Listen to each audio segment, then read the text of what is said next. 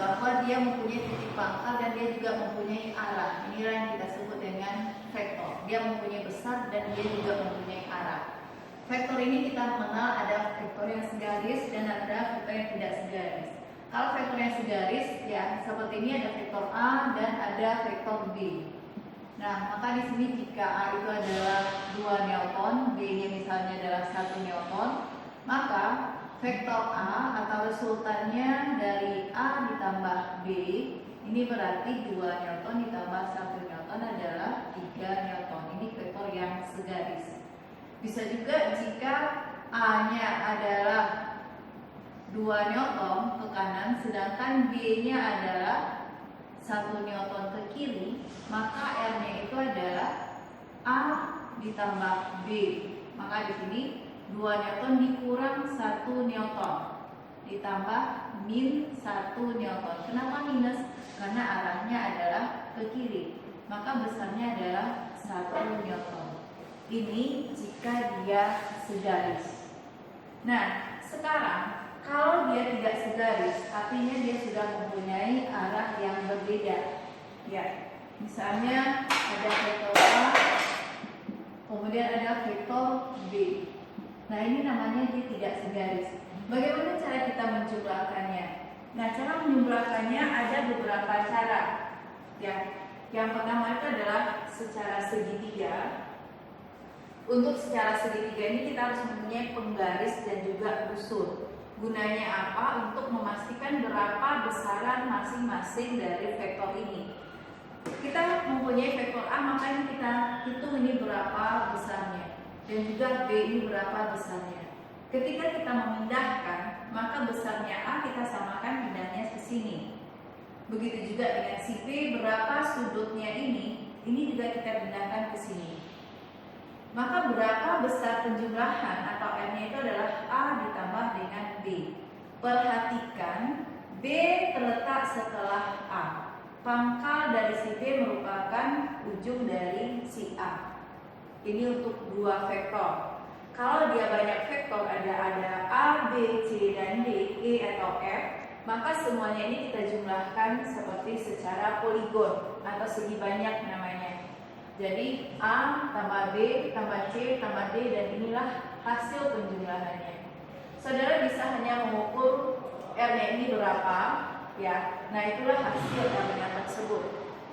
Jadi kita tidak perlu menghitung menggunakan rumus, tapi hanya menggunakan penggaris dan busur. Pengukuran ini akan tepat jika pengukuran ini juga tepat. Ya, berapa A, berapa B, berapa sudutnya ini juga benar. Maka kita hanya menghitung menggunakan penggaris saja ini berapa. Kita misalkan 1 cm adalah 1 Newton, maka ini berapa yang kita dapatkan? Misalnya kita peroleh di sini adalah yang berhitungnya misalnya 25 Newton, 25 cm, berarti R-nya sama dengan 25 Newton. Itu secara poligon. Kuncinya adalah besar vektor ini harus sama. Makanya kita membutuhkan penggaris. Dan skalanya juga 1 cm mewakili berapa. Nah, itu kuncinya di sana. Begitu juga dengan sudut. Misalnya di sini 30 derajat, ini juga kita letakkan 30 derajat. Jadi tidak boleh berbeda. Makanya perlu penggaris dan busur jika kita menggunakan penjumlahan secara segitiga dan poligon. Nah, itu untuk yang dua cara. Kemudian cara yang ketiga adalah cara jajaran genjang. Pada cara jajaran genjang ini saudara bedakan dengan cara segitiga. Kalau segitiga tadi adalah ujung A merupakan pangkal si B. Tetapi kalau pada jajaran genjang, ini kedua pangkalnya bertemu. Ya, jadi bukan diletakkan B-nya bukan diletakkan di ujung si A, tapi kedua pangkalnya bertemu. Sehingga di sini ini merupakan sudut apik antara dua vektor. Sehingga R atau penjumlahannya itu sendiri adalah A kuadrat tambah B kuadrat ditambah 2A kali B cos alfa. Alfa adalah sudut antara dua vektor. Nah, itu yang kita perlu perhatikan dalam jajaran genjang. Cara yang keempat adalah secara grafis, penjumlahan secara grafis. kedua vektor tadi A dan B kita pindahkan ke dalam salib sumbu X dan Y. Nah, pada salib sumbu ini kita uraikan vektor A dan vektor B ini. Pada vektor A kita uraikan dia menjadi AX itu adalah A cos alpha dan AY itu adalah A sin alpha.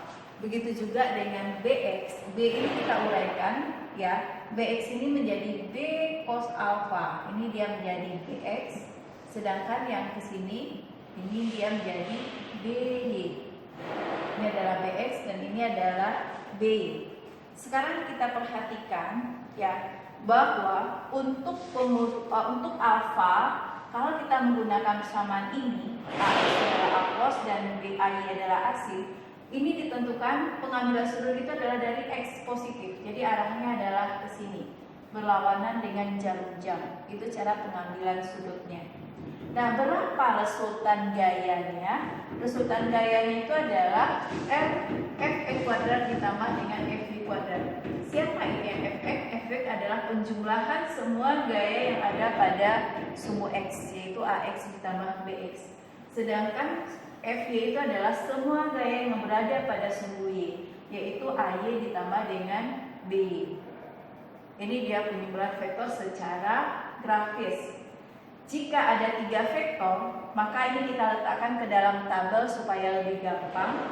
Maka di sini kita akan tentukan, ya di sini sudah diketahui besarnya A adalah 2 newton, B 2 newton, dan C adalah 3 newton. Coba kita lihat berapa alfanya masing-masing. Ya, untuk alfa A ini berapa? Dia tepat berada pada sumbu X, sehingga di sini alfanya adalah 0 derajat. Untuk B, alfanya berapa? Sudah ditulis, dia adalah 30 derajat. Nah, untuk C, berapa sudutnya di sini? Apakah 60 kita gunakan? Ya, tidak. Ya, kita mengambilnya adalah dari sumbu X positif ini. Berarti sudut dari si C adalah dari sini ditambah dengan ini, berarti ini adalah 30. 90 ditambah 30 berarti alfanya adalah 120 derajat. Ya. Maka di sini kita masukkan angkanya cos 0, di sini cos 30 derajat, di sini adalah cos 120 derajat. Begitu juga dengan di sini, ini adalah sin 0, ini adalah 2 sin 30 dan ini adalah 3 sin 120. Nah, sekarang ini kita hitung masing-masingnya.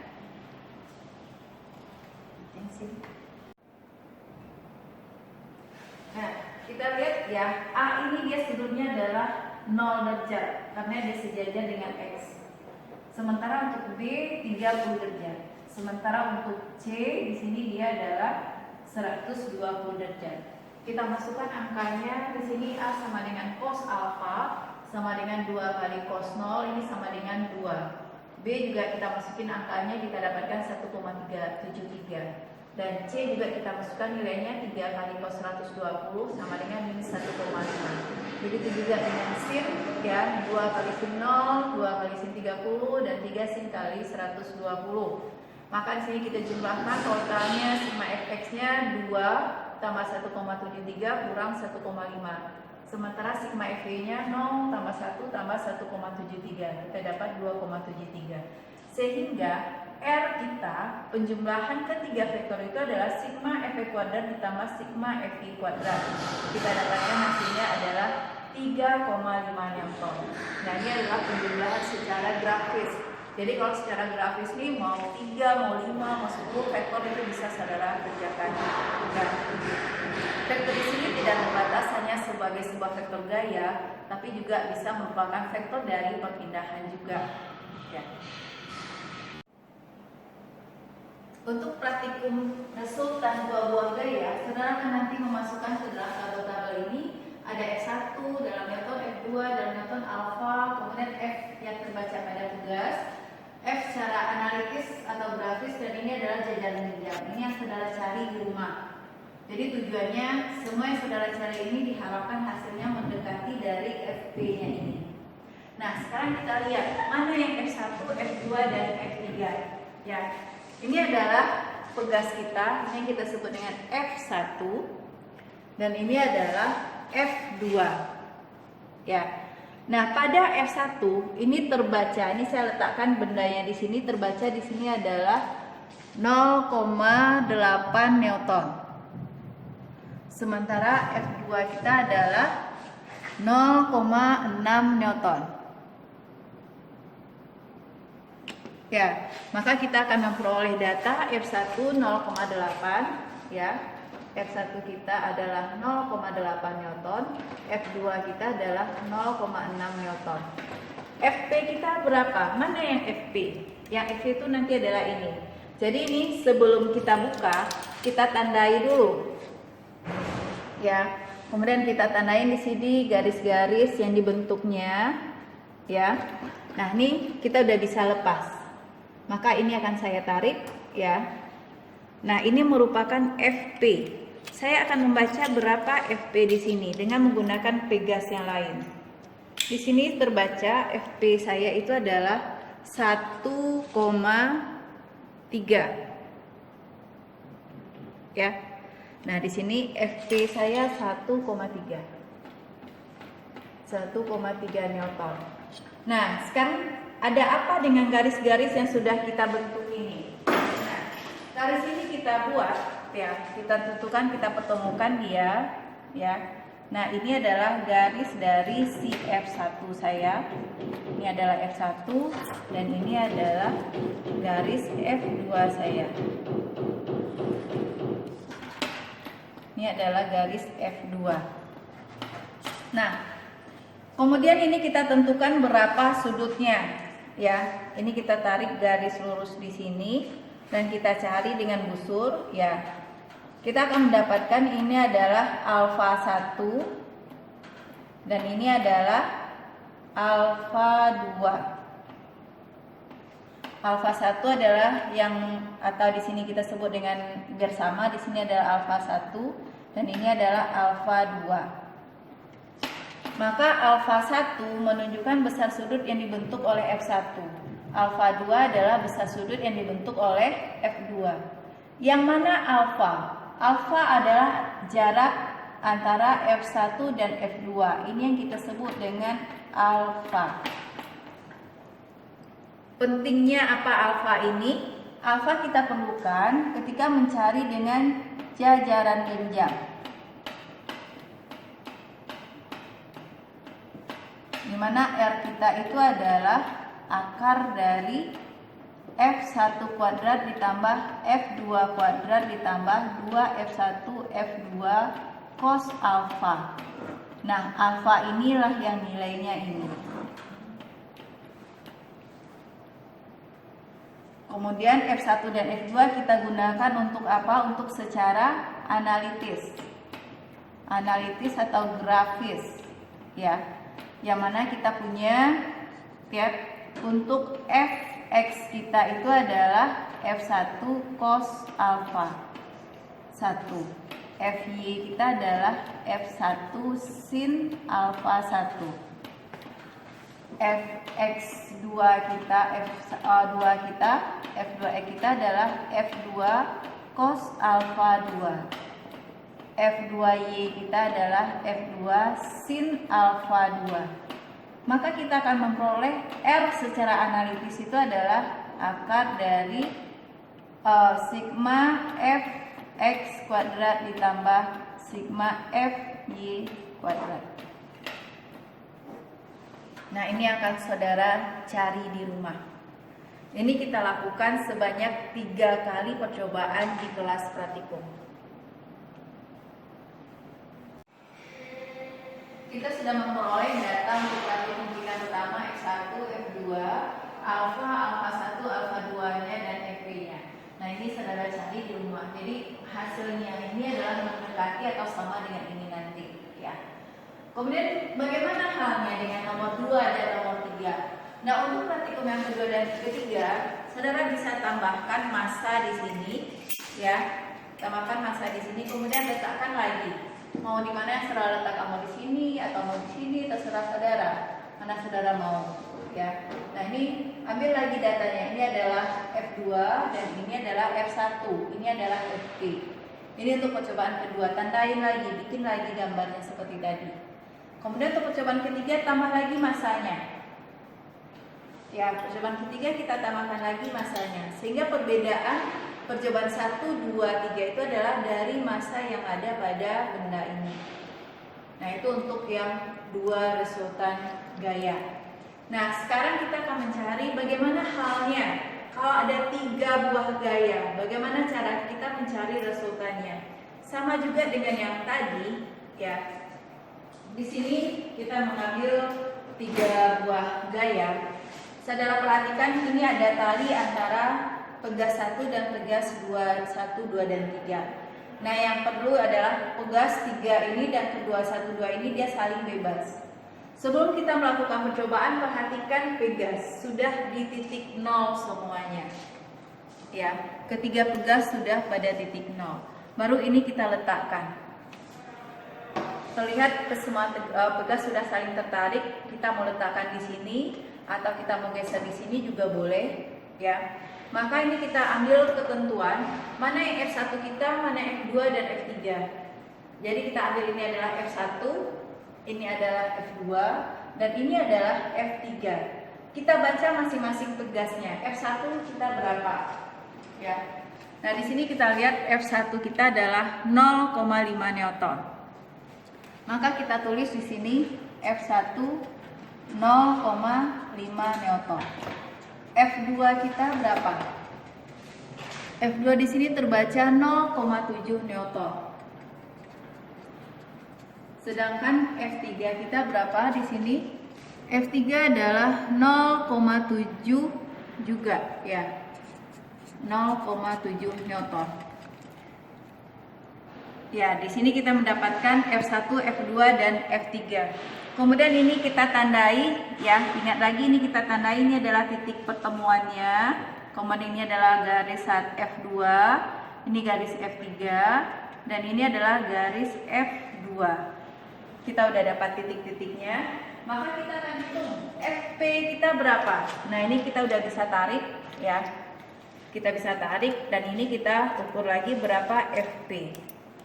Nah, di sini terbaca FP kita adalah 1,4 Newton. Ya. Maka kita tulis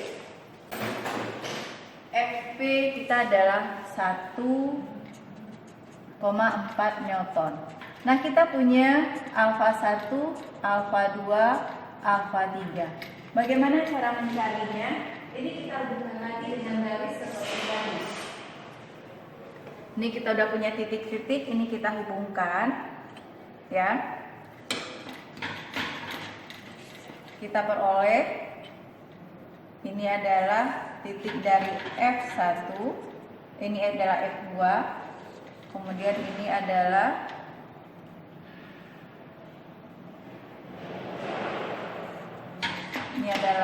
F3 dan ini adalah F1 kita. Ini adalah F1. Nah, sekarang bagaimana cara menghitung alfanya? Jadi ini kita bikin garis lurusnya di sini untuk sebagai patokannya. Kita akan ukur pakai busur. Ya. Kita ukur pakai busur di sini. Nah, kita akan memperoleh alfa 1 kita adalah 150 derajat. Sedangkan alfa 2 kita ini adalah 28 derajat. Sedangkan alfa kita adalah 127 derajat.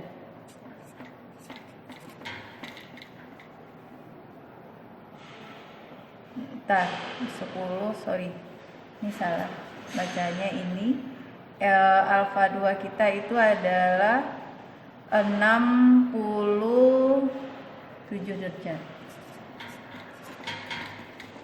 Nah, inilah yang kita masukkan alfa 1, alfa 2, alfa 3.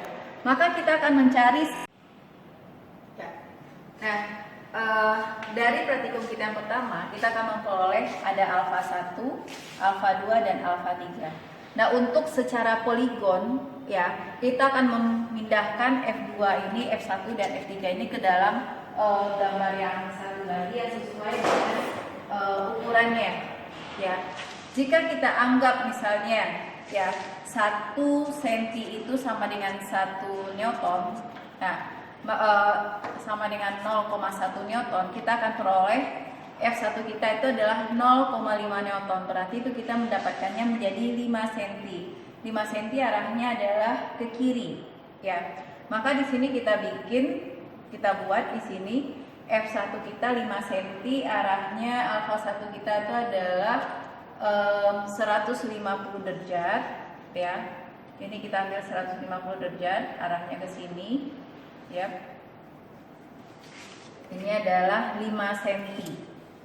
Nah, ini yang kita sebut dengan F1 kita, yang kita penjumlahan secara poligon, ya. Ini 5 cm. Ini adalah F1. Kemudian F2 kita arahnya adalah 67 derajat, ya. Panjangnya adalah 0,7 Newton. Berarti 0, atau ini adalah 7 cm. Nah, di sini kita letakkan 7 cm. Kita ambil di sini, ya. 67 derajat. Berarti ini arahnya ke sini. Nah, ini kita ambil, ya, sebanyak 7 cm. Ini 7 cm. 67 derajat. Oh, sorry ya. Alfa 2-nya 28 derajat. 28 derajat. Ini arahnya ke sini. Ya, tadi saya salah, alfa 3 yang terlihat. Ini adalah sebesar 7 cm. Maka ini dari ujung dari F1 kita pergi ke sini, ini adalah F2 kita. Ini adalah F2. Kemudian F3 kita adalah 67 derajat, panjangnya 0,7 juga, ya, 7 cm. Berarti dari sini kita ambil 67 derajat. Ini ambil 67 derajat. Ke sana berarti ini juga 7 cm dari ujung, ya. Ini kita ambil ke sini 7 cm. Nah, ini adalah F3 kita. Nah, berapa R? R-nya kita ukur dari titik awal ke ujung dari F3. Ini R kita. Nah, ini dia yang R atau resultan gaya. Resultan gaya atau R. Nah, berapa yang terbaca pada penggaris? Ini adalah 13,2, ya. Nih kita lihat di sini, cek lagi di sini. Ini panjangnya adalah 13,5, ya. 13,5 cm. Maka tadi 0,1 cm itu adalah 1 Newton, maka ini kita dapatkan 1,35 Newton. Nah, ini R kita secara poligon. Ya, kemudian bagaimana caranya dengan secara analitis? Secara analitis kita masukkan ke dalam tabel kita, ini vektornya. Kemudian di sini adalah alfa 1, alfa 2, ya. Alfa 3-nya di sini adalah alfanya berapa? Ini adalah fx dan di sini adalah fy seperti yang sudah kita buatkan tadi, ya. Vektor kita ada F1 kita 0,5 Newton, F2 kita 0,7, F3 kita 0,7. Alfa 1 kita tadi 150, alfa 2 kita adalah 28, alfa 3 kita 67 derajat. Fx-nya adalah F1 cos alfa 1. Berarti di sini 0,5 cos 150. Ini adalah F1 sin alfa 1, 0,5 sin 150. Ini semuanya ke bawah seperti ini. Maka kita akan memperoleh secara analisis, ya. Maka di sini kita akan memperoleh berapa sigma fx-nya, berapa sigma fy. Maka R-nya adalah alfa dari R-nya di sini kita boleh akar dari sigma F kuadrat ditambah sigma F kuadrat. Nah, inilah yang kita bahas mengenai untuk 3 vektor. Sehingga kita kembali lagi ke tabel kita yang kita peroleh bahwa F1, F2, F3, alfa 1, alfa 2, alfa 3-nya kita sudah peroleh. Nah, sekarang bagaimana yang nomor 2 dan nomor 3? Sama juga dengan yang tadi. Ini kita tambahkan lagi massa pada penggantung kita ini, kita tambahkan lagi bebannya. Nah, ini kita letakkan seperti yang tadi lagi, ya. Kemudian kita baca lagi ini berapa F1, berapa F2, berapa F3. Kita bikin lagi ya, atau caranya seperti ini. Kita bikin lagi, kita bikin titik lagi seperti tadi untuk mendapatkan gambar seperti ini. Ini untuk percobaan kedua. Kemudian kita lepas lagi. Kita tambah lagi massa untuk percobaan yang ketiga. Nah, masing-masing hasilnya ini kita masukkan ke dalam tabel yang ada ini. Kemudian dari masing-masing tabel yang ada ini, angka ini saudara olahlah secara grafis dan secara poligon. Jangan gunakan jajaran genjang, karena jajaran genjang hanya berfungsi untuk 2 vektor, sementara ini adalah 3 vektor. Jadi kalau yang 2 vektor berlaku analitis dan jajaran genjang, sementara untuk yang 3 vektor berlaku analitis dan poligon. Itu yang saudara pahami. Ya, ini akan saudara lakukan ketika saudara akan praktikum di laboratorium nanti mengenai pembuktian dari resultan gaya menggunakan prinsip dari vektor. Ya, terima kasih. Assalamualaikum warahmatullahi wabarakatuh.